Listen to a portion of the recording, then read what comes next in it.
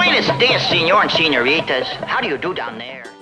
Since the early 1960s, Disney parks have had a love affair with mid-century modern and tiki design, because nothing says timeless magic like space-age furniture and aesthetic based on strong drinks and cultural borrowing. Mid-century modern is all about clean lines, geometric shapes, and weirdly intense love for fiberglass. It was the future, according to the people of the 1950s, and meanwhile, tiki took that sleek optimism, threw in carved idols, flaming cocktails, and an escape from reality vibe that made suburban dads feel like world travelers without having to leave their local bars. But does any of that spirit still exist in Hollywood studios? A park originally designed to look like the 1930s, then the 1980s idea of the 1930s, then, well, now it's just sort of Star Wars and IP synergy. But hidden among the neon and the corporate branding, traces of mid-century modern and tiki still remain. So where can you find it? Join us today as we do just a little exploring. Boring!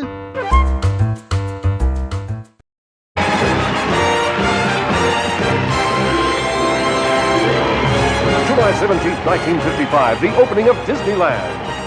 October 1st, 1971, the opening of Walt Disney World. October 1st, 1982, the opening of Epcot Center. April 15th, 1983, Tokyo Disneyland.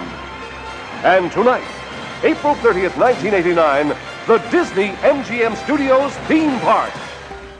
Hollywood Studios opened near Orlando in 1989, and its original theme was an idealized Hollywood transported to the East Coast, and it makes it a prime candidate for some serious mid-century modern and tiki design love.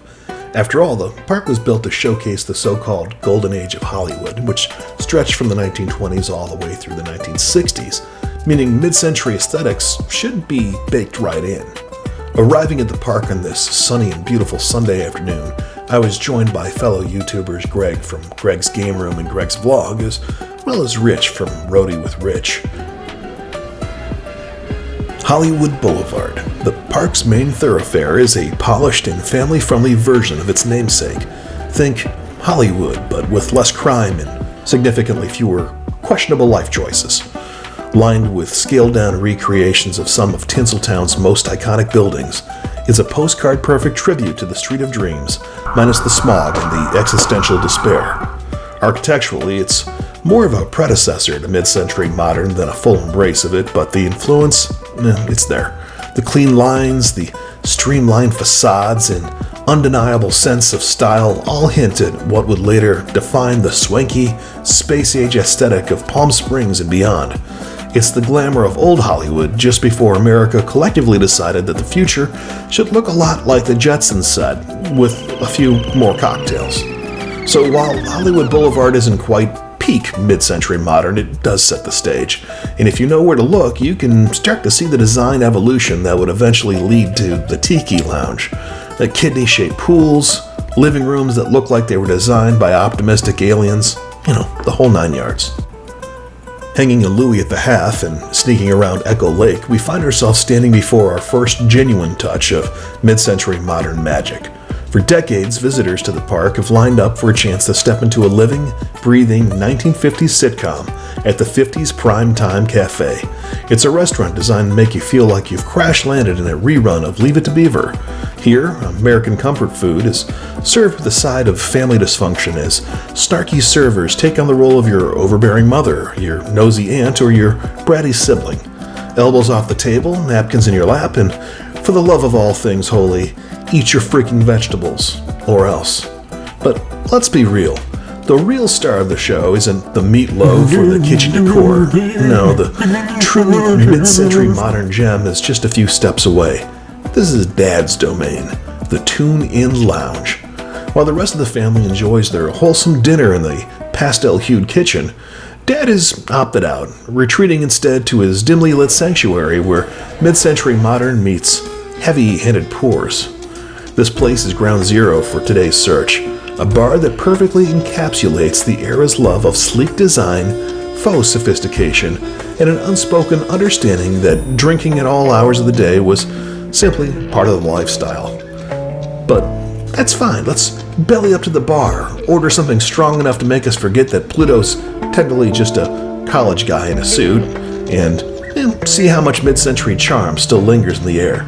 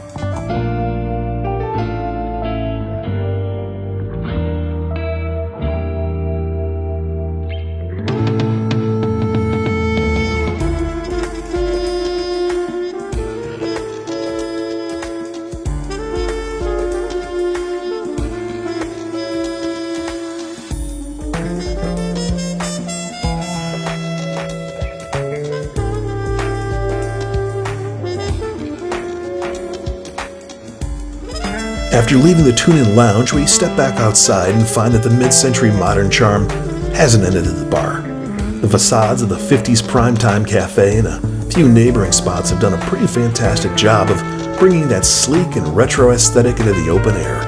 Clean lines, geometric patterns, and just the right amount of pastel furniture make this corner of the park feel like a postcard from a 1950s vacation brochure, minus the questionable social norms. In a theme park where every thrill seems to come with a price tag, these little design touches are a reminder that you don't have to break out your credit card to enjoy the magic. Sometimes all it takes is a sharp eye, a little appreciation for the past, and the ability to ignore the fact that the drink you just finished probably cost more than your grandparents' entire monthly rent did in 1955. Want to get drunk? If we were to keep heading in this direction, we'd find ourselves face to face with competing IPs of modern Disney. Frankly, we're not really here to debate the merits of intergalactic space battles versus cartoon rodents, so we're flipping the script and heading the other direction, straight towards the most iconic structure in Hollywood studios, Grauman's Chinese Theater. But wait, I hear you say, how can this possibly be mid-century or tiki? Well, true believers, while this legendary movie palace predates our target aesthetic by at least a couple of decades, it's got some exterior details that quietly set the stage for the tiki craze that would sweep the nation in the years to come. Look up and you'll spot Chinese-inspired lanterns hanging from bronze faux pagodas, design elements that later found their way in the tiki bars from California to Hawaii. And if you take a moment to appreciate the landscaping, you'll notice something else. The neatly manicured greenery and carefully placed rock work wouldn't look out of place in a Palm Springs ranch house out of the 1950s or 60s. Picture the same setting, but with carved tiki statues standing guard, a few strategically placed torches and a cocktail in the hand of every A-list celebrity. So while Grauman's Chinese Theater might not be tiki by design, its influence is undeniable. It's a reminder that tiki wasn't created in a vacuum. It borrowed, it blended, and let's be honest, it appropriated from a variety of styles to create the escapist fantasy that would soon take over bars, restaurants, and backyard luau's across America. As we step onto Sunset Boulevard on the far side of the park, we're once again transported to that idealized version of Hollywood from the 1920s through the 1950s. But instead of focusing on the buildings this time, we're going to shift our attention to something a little bit more tangible, what's inside of the shops. Now, it's no secret that Hawaiian print shirts and tiki-themed clothing seem to have made a massive comeback in recent years, and Disney has never really been one to ignore a profitable trend. From Aloha shirts decked out with Mickey and Friends to Polynesian-inspired accessories that toe the line between homage and full-blown kitsch, you'll find plenty of nods to tiki culture in the specialty shops that line Sunset Boulevard. But for once, I think we can forgive Disney's enthusiasm. After all, Disneyland wasn't just a passive observer in the mid-century modern and tiki boom. It was a major player. The Enchanted Tiki Room opened in 1963, bringing animatronic birds and bottomless pineapple drinks into the mainstream, while Adventureland, well, it took an escapist fantasy to the air and turned it into a fully immersive experience. So when Disney slaps a few tikis on a Hawaiian shirt and asks for $175, well, at least they've kind of got the credentials to back it up. Sauntering back towards the hub where Sunset Boulevard and Hollywood Boulevard meet, we arrive at the Hollywood Brown Derby, Disney's surprisingly authentic love letter to the legendary California eatery.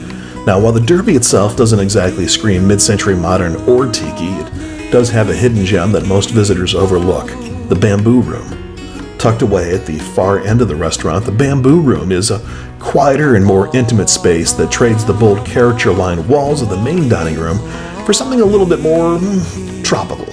But don't expect over-the-top tiki kitsch here. This space embraces a more restrained and minimalist approach to the aesthetic. Instead of giant carved tiki heads and flaming torches, it leans into the more natural materials, focusing on bamboo, warm wood tones, and subtle breezy atmosphere. Yeah, it's tiki, but it's refined. Less Trader Sam's jungle party and more mid-century cocktail lounge where a Hollywood exec may have closed a deal over a Mai Tai. And in a park full of high-energy attractions and immersive theming, it's sort of a rare pocket of calm, proof that even in a place built for spectacle, sometimes simple design choices can speak the loudest. As we wrap up our virtual exploration, it's worth making a final stop in a few more shops along Hollywood Boulevard, just to see what treasures might be lurking in this prime real estate. Now, naturally, there are more Hawaiian shirts eagerly awaiting a chance to separate you from your most recent paycheck because, let's face it, Disney does know their audience. But beyond the racks of floral prints, I'm delighted to find a small but respectable corner dedicated to Indiana Jones, a man who properly appreciated bamboo long before it became a design statement. Beyond that, we're spotting a few nods to advertising art from the early 20th century. Pieces that may predate mid-century modern, but clearly paved the way for its bold colors and striking compositions. Now, these vintage-style prints serve as a reminder that design trends don't just appear out of thin air. And then, just when I thought I'd seen it all, I stumble across something completely unexpected. Holiday merchandise that somehow manages to sneak a little tiki element into the Christmas decor. Disney, in their never-ending quest to monetize every possible aesthetic, is now in the Japanese fishing float business. Yes, you can now deck your halls with Mickey-themed Japanese fishing float Christmas ornaments. Is it a bit exploitive? Probably. Do I still love them, though? Oh yeah, absolutely. Because if there's one thing that this trip has proven, it's that mid-century modern and tiki have a way of showing up in the most unexpected places, even hanging from your Christmas tree. I appreciate you being here, and I hope you'll join us again next time when we do just a little more exploring.